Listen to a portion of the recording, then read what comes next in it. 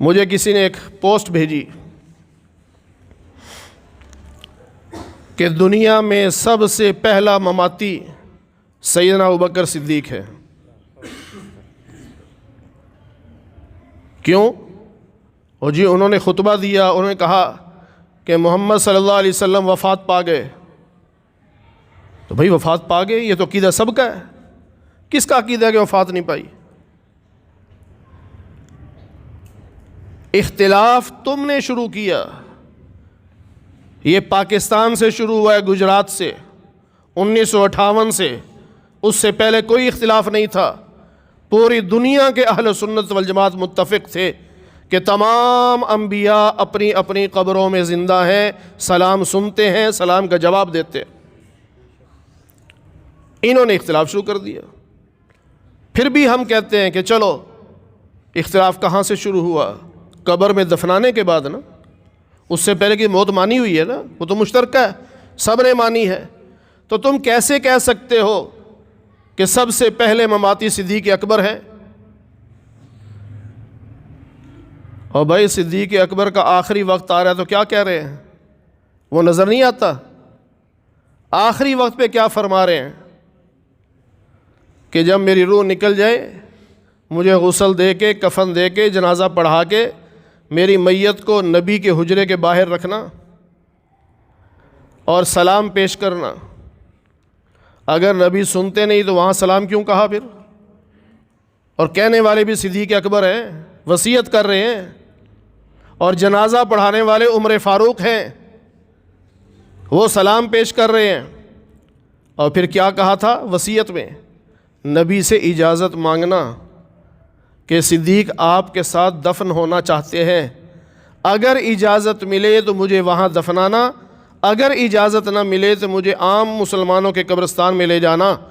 ان الفاظ پہ غور کرو، اس سے پتہ چلتا ہے کہ صدیق اکبر یہ اپنا عقیدہ بتا رہے ہیں کہ نبی سلام سنتے بھی ہیں، سلام کا جواب بھی دیتے ہیں، اور جب تم اجازت مانگو گے تو اس کی اجازت کا جواب آئے گا۔ اور اگر یہ باتیں ہوائی تھی، غلط تھی، تو حضرت عمر فاروق نے عمل کیوں کیا؟ حضرت عمر رضی اللہ تعالیٰ جا کے سلام پیش کیا ہے اور کہا یا رسول اللہ صدیق آپ کے ساتھ دفن ہونا چاہتے ہیں۔ تفسیر کبیر اٹھائیے امام فخر الدین رازی کی، سورہ کہف کا پہلا رکوع، فرمایا جب یہ کہا گیا نا کہ یا رسول اللہ صدیق آپ کے ساتھ دفن ہونا چاہتے ہیں، تو نبی کی قبر سے آواز آئی ادخل الحبیب الی الحبیب، دوست کو دوست کے ساتھ ملا دو۔ تبھی تو وہاں دفن کیے گئے۔ اب کہاں گئی تمہاری مماتیت؟ اب کہو نا کہ سب سے پہلے عقیدہ حیات النبی پر مہر لگانے والے صدیق اکبر ہیں،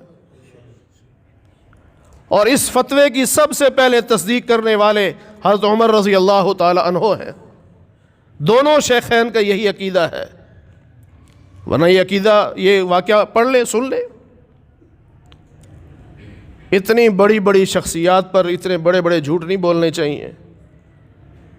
اور یاد رکھو، جس شخص نے بھی صدیق اکبر کی شان میں کمی کرنے کی کوشش کی، اللہ نے کمی نہیں ہونے دی، اسے ذلیل کر دیا ہے، لیکن صدیق کی صداقت کو بچایا ہے۔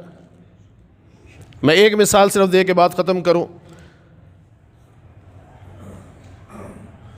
آیت اتری من ذا الذی یقرض اللہ قرضا حسنا، جو اللہ کے نام پہ خرچ کرے گا وہ اللہ کو قرض حسنہ دے رہا ہے۔ ایک یہودی ملا حضرت صدیق اکبر سے، کہتا ہے تمہارا رب فقیر ہو گیا، قرضے مانگتا ہے؟ ان اللہ فقیر ونحن اغنیاء، اللہ فقیر ہے ہم مالدار ہیں، اللہ ہم سے قرضے مانگتا ہے۔ تو صدیق اکبر کی غیرت ایمانی جوش میں آئی، یہودی کو تھپڑ مارا۔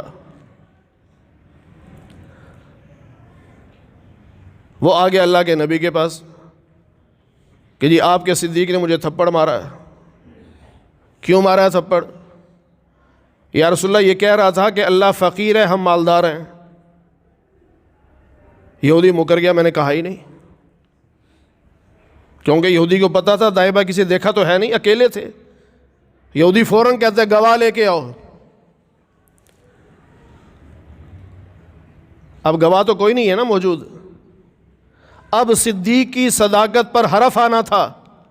یہودی چاہتا تھا کہ آج دنیا کو پتہ چلے کہ صدیق نے نعوذ باللہ جھوٹ بولا ہے، وہ یہ ثابت کرنا چاہتا تھا.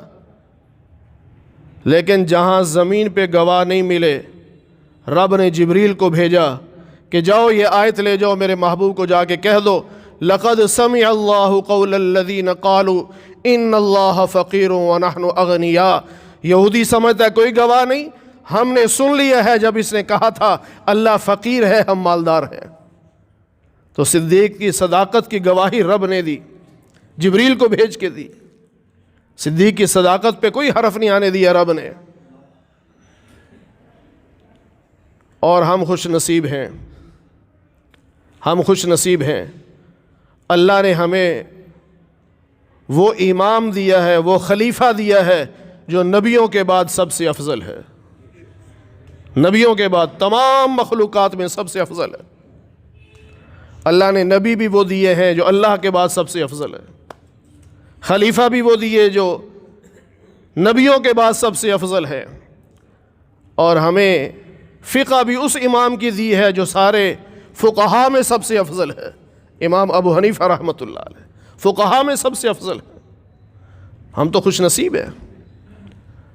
تو ہمیں چاہیے کہ صحابہ کے واقعات پڑھتے رہیں، سنتے رہیں، تاکہ ہمارے دلوں میں صحابہ کی محبت بھی قائم رہے.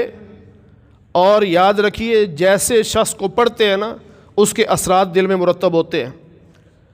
جب صحابہ کو پڑھیں گے تو صحابہ کی زندگی کے جو اثرات ہیں، جو انوارات ہیں، جو برکتیں ہیں، وہ ہمارے سینے میں بھی آئیں گی.